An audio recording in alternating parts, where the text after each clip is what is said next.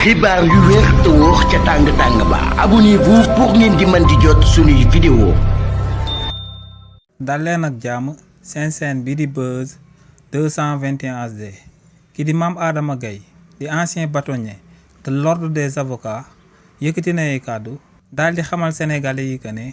son excellence président Bassirou Diomaye Diakhar Faye moom ak premier ministre am bii di Ousmane Sonko ginnaaw bañ nekkee woon ci opposition bi liñ daan dig sénégalais yi jëmale ko ci bonne gouvernance ñooñee ginnaaw bañ ñëwee ci bopp réew mi dara lañ ci amalul si li ni mel kii di Mame Adama Gaye ne lu leer ba am moom mooy que ne pratique yi nga xam ne moom la fi président Macky Sall nekkee woon ci bopp réew mi ne pratique yooyee la ñuy daal di gisaat ci duo présidentiel bu daal di nekk ci bopp réew mi te mooy son excellence président Bassirou Diomaye Diakhar Faye ak premier ministre am bii di Ousmane Sonko ne ñooñee nekkuñ ci lenn lu dul di recruter seeni jegeñaal maanaam di recruter akub clientèle politique te ne li ni mel tant que moo ngi am ci réew lu leer ba am moom mooy que ne foofee mënuñ faa daal di wax bonne gouvernance ne lu leer ba am moom mooy que ne ñooñee diggoon nañ Sénégalais yi que ne bis bu ñu leen tabbee ci bopp réew mi dinañ daan amal liñ dippee appel à candidature waaye ne ba tey ba suba ba gannaaw suba mosuñoo gis li ni mel daal di am ci réewu Sénégal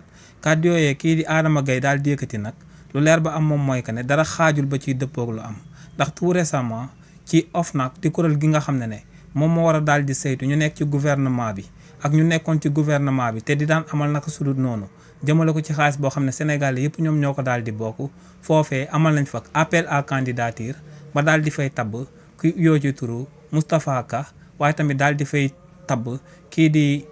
Birahim Seck di akub personnalité bu kenn dootu présenté ci réewu Sénégal donc lu leer ba am moom mooy que ne lu diyo bi nga xam ne moom moo daal di nekk actuellement en place li mu diggoon Sénégalais yi ginnaaw ba mu daan nekk ci opposition bi si loolu la daal di nekk te moom mooy fexe réewu Sénégal daal di am bonne gouvernance xibaar yu wér te wóor ca tàng ba abonnez-vous pour ngeen di mën di jot suñuy vidéo.